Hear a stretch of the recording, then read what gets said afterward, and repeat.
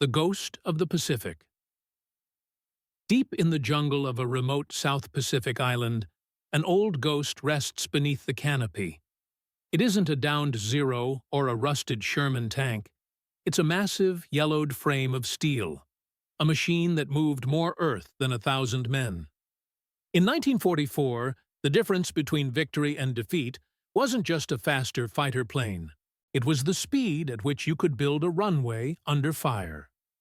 While generals planned the strikes, one man provided the muscle, a 7th-grade dropout who didn't know the word impossible.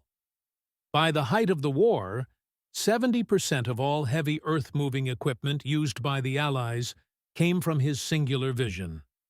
He fought the terrain, the Axis, and even the U.S. government to prove that a blacksmith from California could reshape the world. This is the story of R.G. LeTourneau, the man who literally moved mountains to win a war. The blacksmith's burden. In 1888, the American landscape was changing, but not fast enough for Robert Gilmore LeTourneau. He was a youth defined by a restless friction. At just 14 years old, he walked away from his 7th-grade classroom, not out of a lack of intellect, but because the static nature of a desk could not contain his mechanical obsession.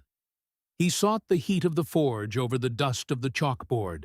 As a molder's apprentice at the Moore and Scott Iron Works, LeTourneau received a brutal education in the physics of failure. He spent his days submerged in the grit of the foundry, learning exactly how liquid metal cools, where it cracks, and how it handles stress. By the time he established himself as a debt-ridden mechanic in Stockton, California, he had developed a fundamental distrust for the way things are done.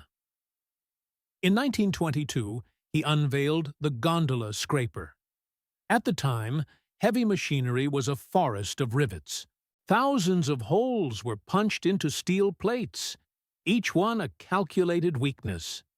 Engineering experts of the 1920s insisted that riveting was the only way to ensure a frame could survive the torsion of earth moving.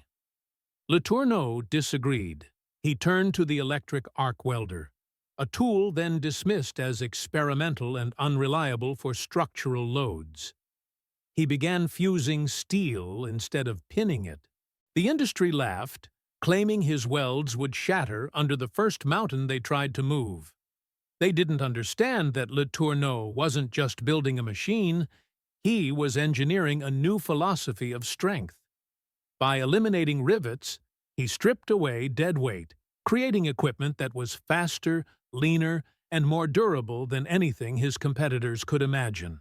This was the birth of his legend, a man who refused to listen to the experts because his hands already knew the truth.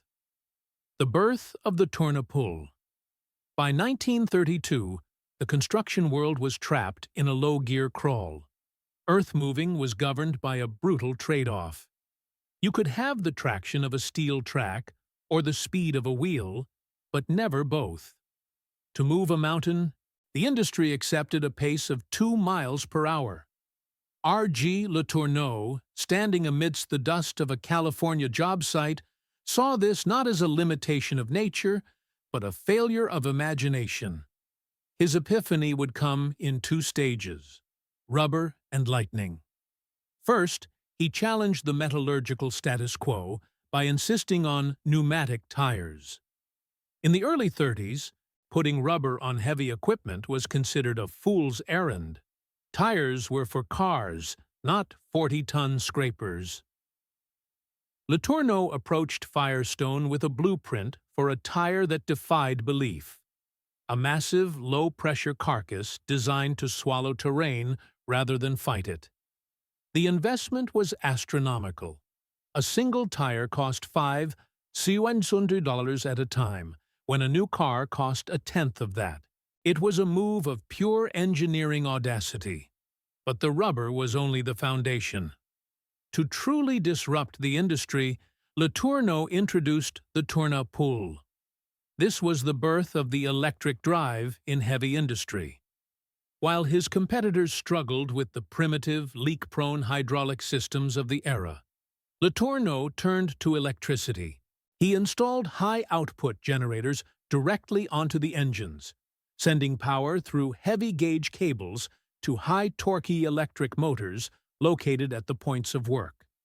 This eliminated complex linkages and fragile hoses. His power steer system allowed a massive prime mover to pivot on a dime using nothing but the flick of a switch. To the traditionalists at the time, the Model A Tournapull looked like a mechanical heresy, an unbalanced, two-wheeled monster that seemed destined to tip. But when it hit the field, the debate ended. While the best machines of the era crawled at 2 miles per hour, LeTourneau's weird machines were hauling 15 yards of earth at 15 miles per hour. He hadn't just built a better tractor, he had engineered a way to compress time itself. For the mechanics and engineers watching these machines outrun the competition, it wasn't just impressive, it was a glimpse into a future that LeTourneau was building with his own 2 hands. Winning the industrial front.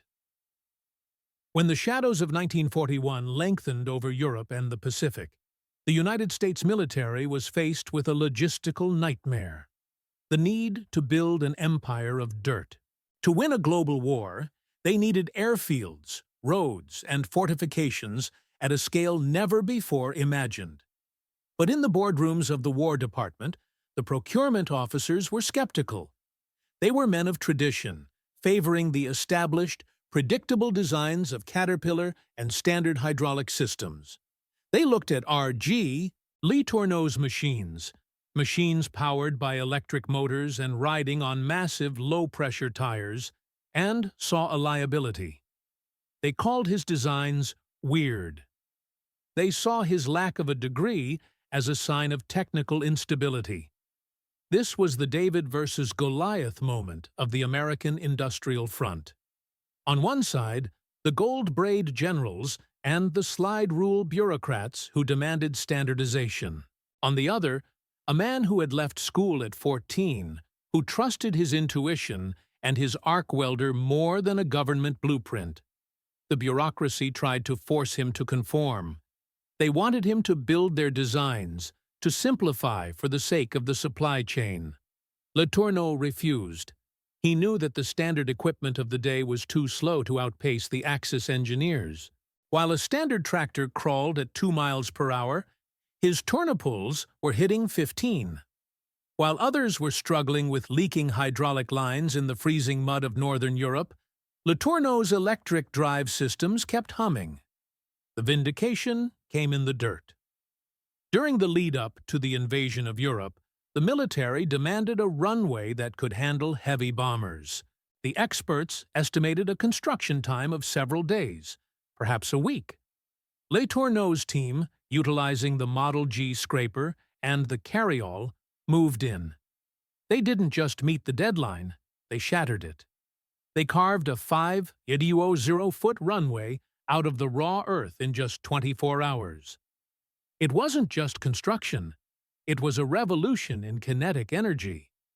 By 1944, the forensic reality of the war effort was undeniable. 70% of all heavy earth-moving equipment used by the Allies bore the LeTourneau name. In the Ardennes, during the Battle of the Bulge, when the Allied advance was choked by debris and snow, it wasn't the tanks that cleared the way first. It was LeTourneau's steel. His machines moved more dirt than all the shovels of the previous century combined. The bureaucrats, who had once dismissed him, were forced to watch as his weird machines became the backbone of the liberation. For LeTourneau, it wasn't just about the patents or the production lines.